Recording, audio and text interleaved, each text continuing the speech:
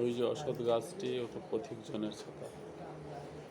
অশ্বত্থ গাছটিকে পথিকজনের ছাতা বলা হয়েছে, কারণ অশ্বত্থ গাছটি ছাতার মতো ক্লান্ত দুর্বিষহ পথিকজনকে ছাতার মতো রক্ষা করে।